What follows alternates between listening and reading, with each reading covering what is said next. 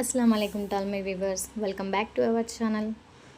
ఏంటి ఇన్ని ఎగ్స్ నేను చూస్తున్నారండి? ఏం లేదండి, ఈ ఎగ్స్ అయితే మా బాబుకి అంగన్వాడీలో ఇస్తారండి. ఎవ్రీ మంత్ వచ్చేసి 25 ఎగ్స్ అయితే కంపల్సరీగా ఇస్తారండి.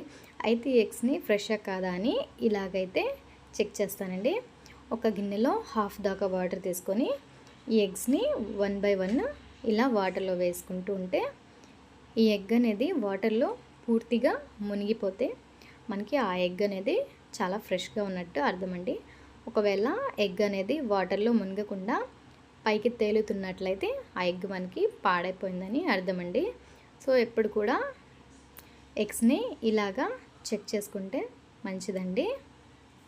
ఎందుకంటే మనం లోపల ఎగ్ని చూడలేం కాబట్టి ఇలా చెక్ చేసుకుంటే సరిపోతుందండి. సో ఈ ఎగ్స్ అయితే మనకి అన్నీ ఫ్రెష్ అనండి. ఇవి తీసేసి రిమైనింగ్ ఎగ్స్ కూడా చూద్దాం.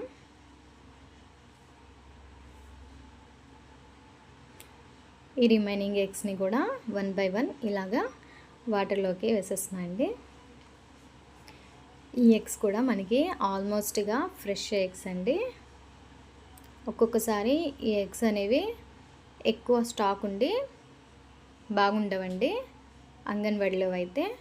సో అందుకనే ఇలా చెక్ చేసుకుంటే డౌట్ అనేది మనకి క్లియర్ అవుతుందండి. సో ఈ ఎగ్స్ కూడా మనకి అన్ని ఫ్రెష్ ఎగ్స్ ఏనండి. ఇదైతే కలర్ అండి, దాని మీద వేసిన కలర్ అయితే వాటర్లోకి అబ్జర్వ్ అవుతుంది.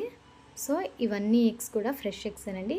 ఒక్కసారి ఎగ్స్ని యూజ్ చేసే ముందు ఇలాగైతే మనం చూసుకుంటే చాలా మంచిదండి. మీకు నా వీడియో నచ్చినట్లయితే లైక్ చేసి నా ఛానల్ని సబ్స్క్రైబ్ చేయండి. Thank you all for watching my video.